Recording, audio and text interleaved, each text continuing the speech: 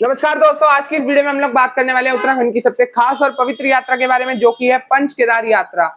आज इस वीडियो में मैं आप लोगों को बताने वाला हूं कि पंच केदार यात्रा आप लोग कब जाएं, कैसे जाएं, किससे जाएं और कितना खर्चा आएगा। इसलिए वीडियो में आखिरी तक जरूर बने रहिए, पूरी इन्फॉर्मेशन आपको इस वीडियो के अंदर मिल जाएगी। तो आइए दोस्तों, सबसे पहले हम लोग बात करते हैं कि पंच केदार यात्रा क्या है। दोस्तों, यह यात्रा सिर्फ एक धार्मिक यात्रा नहीं बल्कि एक ऐसी एडवेंचर जर्नी है जिसके अंदर आप लोगों को हिमालयन की खूबसूरती, ट्रैकिंग और मन की शांति तीनों का अनुभव मिलता है। दोस्तों, पंच केदार में भगवान शिव के 5 प्रमुख धाम शामिल है: केदारनाथ, तुंगनाथ, मदमहेश्वर, कल्पेश्वर और रुद्रनाथ, जिनका संबंध महाभारत काल से है। और ऐसी मान्यता है कि जो व्यक्ति एक बार पंच केदार यात्रा कर लेता है वो जीवन के सभी पापों से मुक्त हो जाता है।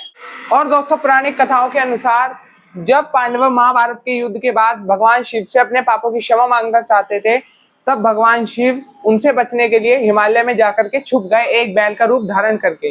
पर जब पांडवों ने उन्हें पहचान लिया, तब भगवान शिव के शरीर के 5 अलग अलग अंग हिमालय के 5 अलग अलग स्थानों पर प्रकट हुए और उन्हीं स्थानों को पंच केदार कहा जाता है। और दोस्तों, केदारनाथ में आपको भगवान शिव की पीठ के दर्शन होते हैं और तुंगनाथ में भगवान शिव की आपको भुजाओं के दर्शन होते हैं और रुद्रनाथ में आप लोगों को उनके मुख के दर्शन होते हैं और मदमहेश्वर में आपको उनकी नाभि के दर्शन होते हैं और कल्पेश्वर में आपको उनकी जटा यानी बाल के दर्शन होते हैं। दोस्तों, अभी हम लोग बात करने वाले हैं कि पंच केदार यात्रा करने का सही समय कौन सा है। अगर आप लोग मई जून में आते हैं तो ठंड थोड़ी कम रहती है, भीड़ थोड़ी ज्यादा रहती है, पर लेकिन यात्रा बहुत ही अच्छे तरीके से हो जाती है।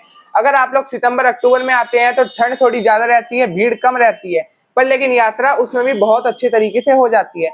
अगर आप लोग जुलाई से अगस्त के बीच में आते हैं तो उस समय बारिश रहती है, पर लेकिन अगर आप लोगों के पास एक सही प्लानिंग होगी तो आपकी यात्रा उस समय भी बहुत ही अच्छे तरीके से हो जाएगी।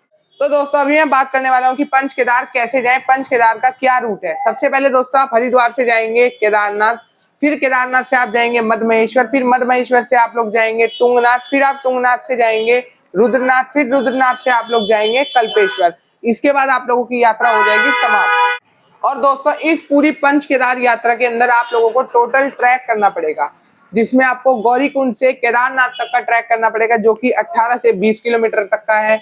उसके बाद आप लोगों को रांसी विलेज से ट्रैक करना पड़ेगा मदमहेश्वर का, जो कि 8 से 10 किलोमीटर तक का है। उसके बाद आप लोगों को चौपता से ट्रैक करना पड़ेगा तुंगनाथ का, जो कि 3 से 3.5 किलोमीटर तक का है। उसके बाद आप लोगों को सागर गांव या फिर हेलंग से आप लोग ट्रैक शुरू कर सकते हो रुद्रनाथ का, जो कि 20 से 22 किलोमीटर तक का है। और उसके बाद लास्ट में आता है कल्पेश्वर। कल्पेश्वर का ट्रैक शुरू होता है हेलंग से, जो कि सिर्फ 2 से 3 किलोमीटर तक का है। और दोस्तों, अभी हम लोग बात करते हैं कि पंच केदार यात्रा में आप लोगों के पास कौन कौन सा जरूरी सामान होना चाहिए। दोस्तों, सबसे पहले आप लोगों के पास गर्म कपड़े, जैकेट, ग्लव्स, कैप जैसी चीजें होनी चाहिए। और आप किसी भी मौसम में यात्रा करने आ रहे हो, रेनकोट आप लोगों के पास जरूर होना चाहिए।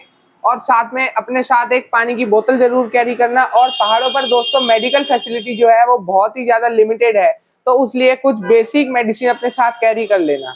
दोस्तों, अभी हम लोग बात करने वाले हैं कि पंच केदार यात्रा को करने के लिए आप लोगों के पास कितने दिन होने चाहिए। दोस्तों, वैसे तो इस यात्रा के अंदर 8 से 10 दिन कम से कम लगते ही लगते हैं।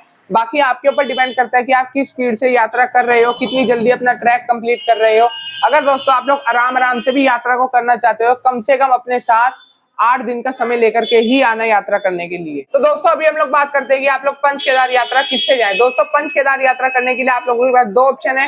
पहला ऑप्शन तो है दोस्तों सेल्फ ड्राइव बाइक स्कूटी को रेंट पर लेकर के जाना, और दूसरा ऑप्शन है दोस्तों कार को रेंट पर लेकर के जाना विद ड्राइवर। दोस्तों, अगर आप लोग एक एडवेंचर का मजा लेना चाहते हैं तो आप लोगों के लिए बेस्ट ऑप्शन रहेगा बाइक और स्कूटी को रेंट पर लेकर के जाना। खुद चलाओ और उत्तराखंड के पंच केदार में घूमो आराम से। और दोस्तों, अगर आप लोग फैमिली के साथ आ रहे हो और कंफर्टेबल और सेफ जर्नी करना चाहते हो, तो उसमें आप लोगों के लिए अच्छा ऑप्शन रहेगा कार को रेंट पर लेकर के जाना विद ड्राइवर, जो कि आपको पूरा पंच केदार घुमा करके हरिद्वार में वापस लेकर के आ जाएगा।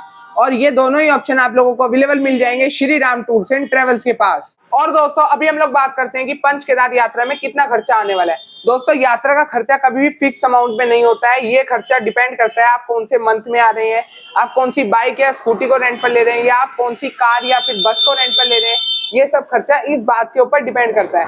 और दोस्तों, अगर आप लोग कम से कम खर्चे के अंदर पूरी यात्रा करना चाहते हैं तो स्क्रीन के ऊपर आप लोगों को हमारे कॉन्टैक्ट नंबर दिख रहे होंगे। आप हमें कॉल करके बताइए कि आप कौन से मंथ में आ रहे हैं, आप कौन सी कार या बाइक रेंट पर लेना चाहते हैं।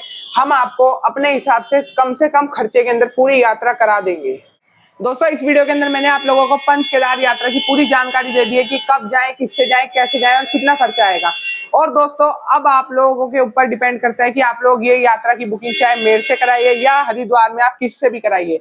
आप जिससे भी बुकिंग कराएंगे पर पहले आप चेक कर लेना कि उस व्यक्ति के पास उत्तराखंड टूरिज्म का कार ऑन रेंट का लाइसेंस और बाइक ऑन रेंट का लाइसेंस होना चाहिए। दोस्तों ये तो है हमारा कार ऑन रेंट का लाइसेंस, और दोस्तों स्क्रीन के ऊपर आप लोगों को दिख रहा होगा हमारा बाइक स्कूटी ऑन रेंट का लाइसेंस। दोस्तों अब आप हरिद्वार में किसी से भी बाइक, स्कूटी या कार पे रेंट लेंगे तो पहले चेक कर लेना कि उस व्यक्ति के पास ये दोनों लाइसेंस अवेलेबल होने चाहिए, क्योंकि दोस्तों हरिद्वार में 100% ट्रैवल एजेंसी में से सिर्फ 5% ट्रैवल एजेंसी के पास इस तरीके के लाइसेंस अवेलेबल है। बाकी किसी ने भी ट्रैवल एजेंसी का लाइसेंस नहीं ले रखा है, वो सब लोग आप लोगों के साथ फ्रॉड कर सकते हैं।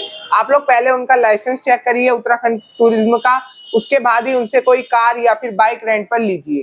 दोस्तों अगर आप लोग हमसे किसी भी प्रकार की बाइक और स्कूटी को रेंट पर लेते हैं तो उसके अंदर क्या क्या फैसिलिटी आप लोगों को मिलती है, आइए मैं आप लोगों को दिखाता हूँ। सबसे पहले दोस्तों आप लोगों को मिलता है ये अच्छी क्वालिटी का मोबाइल होल्डर, साथ में आप लोगों को मिलता है एक चार्जिंग जैक की फैसिलिटी। इसके अंदर लगा हुआ है दोस्तों अच्छी क्वालिटी का बैक रेस्ट, साथ में आप लोगों को मिलता है ये लगेज कैरियर जिसमें आप अपने 3 लगेज को बड़े ही आराम से बांध सकते हो। और साथ में दोस्तों हम लोग प्रोवाइड करते हैं इस तरीके की बंजी रोप, जिससे आप लोग अपने लगेज को बहुत ही आरामदायक तरीके से बांध सकते हो। और दोस्तों इसके अलावा आपको हमारे पास ये सारी कार्स रेंट पर मिल जाएगी विद ड्राइवर। और दोस्तों अगर आप लोगों को हमसे किसी भी प्रकार की बुकिंग करानी है तो स्क्रीन पर दिए गए नंबर पर कॉल करिए। और हमारी लोकेशन है Shri Ram tours and travel, जो कि है हरिद्वार रेलवे स्टेशन के गेट नंबर 6 के ठीक सामने। और दोस्तों अगर वीडियो पसंद आई तो चैनल को लाइक, सब्सक्राइब, फॉलो, शेयर जरूर करें। और मैं मिलता हूं आपसे अगली वीडियो के अंदर, जो कि आने वाली है पंच बद्री के बारे में। तो चैनल को सब्सक्राइब जरूर कर लेना। तब तक के लिए जय हिंद, जय भारत।